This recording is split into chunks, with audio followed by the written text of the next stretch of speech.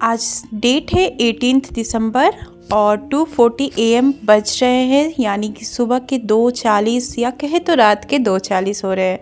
But ये 2:40 मेरे लिए मेरी सुबह थी, क्योंकि मुझे पढ़ाई करना था और मेरे पास जो टाइम है ना वो रात का ही टाइम है। जब तक मैं रात में जग के नहीं पढ़ूंगी मेरी 6 से 7 घंटे की पढ़ाई नहीं हो पाएगी।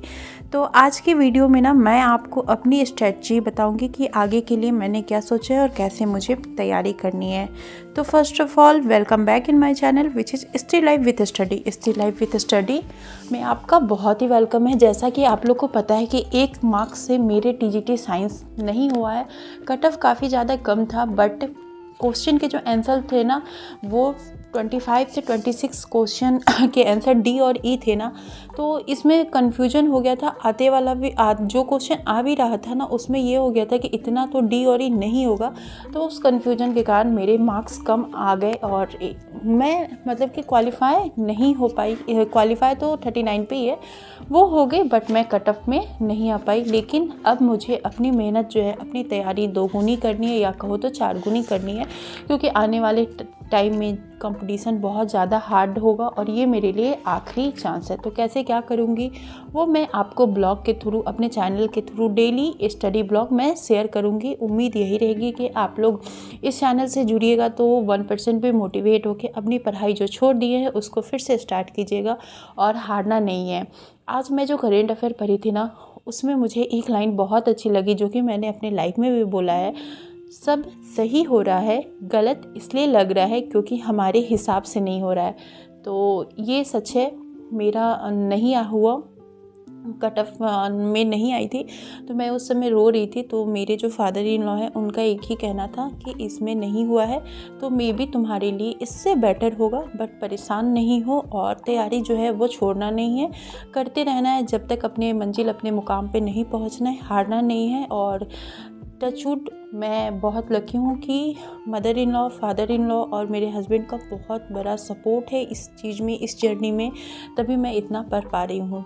और यहाँ पे मैंने साइंस क्लास 10th के एनसीईआरटी का फर्स्ट चैप्टर का नोट्स मैं रेडी कर ली हूँ और इसको मैं आज पूरे दिन ना रिवाइज करूँगी और बुक भी अच्छे से पढ़ूँगी। उसके बाद जो करेंट अफेयर मैंने 17 दिसंबर का कल रात को ही लिख लिया था उसको मैं यहाँ पे लर्न कर रही हूँ। और बहुत सारे करेंट अफेयर अच्छे हैं, जैसे कि 1-2 मैं आप लोगों के साथ शेयर कर देती हूँ जो मुझे ज़्यादा इम्पोर्टेंट लग रहा है। जैसे एक है, हाल ही में भारत की पहली योग नीति का अनावरण किसने किया? तो उत्तराखंड ने किया था। हाल ही में नई दिल्ली में किसने अपना दूतावास खोला है? तो मालदीव ने अपना दूतावास खोला है। उसके बाद एक क्वेश्चन मुझे जो काफ़ी ज़्यादा इम्पोर्टेंट लगा, जैसे कि अभी निधन हो गया था इनका, क्या नाम है उनका, जाकिर हुसैन का, तो वो कौन से वाद्य से थे संबंध? तो तबला से था। और विजय दिवस प्रतिवर्ष 16 दिसंबर को मनाया जाता है। जैसे मधुमेह बायो बैंक कहाँ लॉन्च हुआ था? तो चेन्नई में लॉन्च हुआ था। इसके बाद ना अचानक से मेरी तबीयत ख़राब हो गई थी और मैं मॉर्निंग में ऐसा हो गया कि 4:30 के बाद ना मुझे इतना हेडेक टाइप का होने लगा कि, और वोमिटिंग होने लगा। तो मैं अपने हस्बैंड को बोली कि अब मैं नहीं हो पा रहा है, पता नहीं अब क्या होगा। तो हस्बैंड भी गुस्सा कर रहे थे कि नाइट में अगर जग के पढ़ रही हो तो एटलीस्ट सॉक्स ये सब पहन के पढ़ा करो ताकि ठंडी ना लगे, और अपने सर को ढक के पढ़ा करो। तो वो भी बहुत अच्छी बात है। आप लोगों से भी एक ही रिक्वेस्ट है कि अगर आप मॉर्निंग में, अर्ली मॉर्निंग पढ़ना है स्टार्ट कीजिएगा तो प्लीज़ अपने शरीर को जो है कवर करके तभी पढ़िएगा। और यहाँ पे जो खाना है आज मेरी मम्मी ने, यानी मदर इन लॉ ने ही बनाया था, क्योंकि मैं सुबह जग नहीं पाई थी। 4:30 के बाद जो 5 बजे मैं सोई हूँ तो 9 बजे मैं जगी हूँ। 5 बजे ऐसे नहीं सोती मैं, पढ़ाई करने के बाद किचन ड्यूटी मेरी लगती है। बट आपको पता है कि मेरा तबीयत ख़राब हो गया अचानक से, मुझे बहुत ज़्यादा वोमिटिंग और खड़ी भी हो रही थी, तो मुझे चक्कर टाइप का आने लगा और सर में बहुत ज़्यादा दर्द हो रहा था। उसके बाद मैं यहाँ पे सारा जो भी काम होता है, जैसे कि काम क्या था, बच्चे का काम था और बच्चे को खिलाना था, तो धूप में बैठ के उसको खिलाई और यहाँ पे पढ़ाई कर रही हूँ। पढ़ाई करते हुए आप देख सकते हो मेरी बेटी डिस्टर्ब कर रही है। पहले मेरे पास रीज़न था कि आज बेटी घर पे रहेगी तो मेरी पढ़ाई नहीं हो पाएगी, बट मैं अब इस रीज़न को नहीं देना चाहती हूँ और उसको किसी न किसी चीज़ में, जैसे अभी पेंटिंग में इंगेज कर लेती हूँ। फिर वो थोड़ा सा बदमाशी करती है तो मैं उसको डांट नहीं रही हूँ, करने दे रही हूँ, क्योंकि मुझे अपने साथ साथ इसको भी देखना है अपनी स्टडी के साथ साथ। और यहाँ पे आज मैं करेंट अफेयर लिख रही थी 18 दिसंबर का, जिसको मैं नेक्स्ट 19 दिसंबर के मॉर्निंग में जब जगूंगी तो उस समय लर्न करूंगी। जो भी लिखने का काम होगा मैं उसको आफ्टरनून में ही कर लिया करूंगी। आज मेरी बेटी स्कूल नहीं गई थी, इसका रीज़न आप लोग को पता है कि मेरा तबीयत ख़राब हो गया था और इसका जो स्कूल का टाइमिंग था उसके बाद मैं जगी ही थी। 9 बजे से इसके स्कूल रहते हैं और 9 बजे मैं जगी थी, तो फिर मैं इसको रेडी नहीं कर पाई थी। ऐसे मम्मी रेडी करके स्कूल भेज देती, बट प्रॉब्लम ये हो गया था कि हस्बैंड का भी ऑफिस था और मम्मी को पता नहीं था कि मेरा इतना ज़्यादा तबीयत ख़राब है।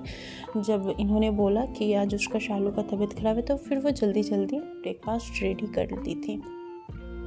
और यहाँ पे मैं पढ़ाई कर रही हूँ। और आगे की स्ट्रेटजी के बारे में आप लोग पूछते हो कि आगे की स्ट्रेटजी क्या है, जीके जीएस की क्या है। तो देखो, मैं जीके जीएस जो है वो सार संग्रह से ही करूँगी, क्योंकि मुझे लगता है कि अब इधर उधर भटकेंगे तो बहुत प्रॉब्लम हो जाएगा। तो मैं जीके जीएस, मेरा जो सार संग्रह है बुक है, मैं उससे ही डेली लर्न करूँगी और डेली मैं एक स्ट्रेटजी के साथ पढ़ाई करूँगी। मतलब कि डेली रात में ही टारगेट सेट करूँगी कि मुझे आगे करना क्या है, नेक्स्ट डे क्या पढ़ना है। और यहाँ पे देखो, करेंट अफेयर मैं 18 दिसंबर का मैं लिख ली हूँ और इसको मैं कल लर्न करूँगी। और ज्योग्राफी ना मैं सार संग्रह वाले बुक से ही करूँगी। 40 पेज है, डेली एक एक पेज मैं लर्न करूँगी और उसके बाद देखूँगी जितने भी मैराथन क्लास है वो देखूँगी।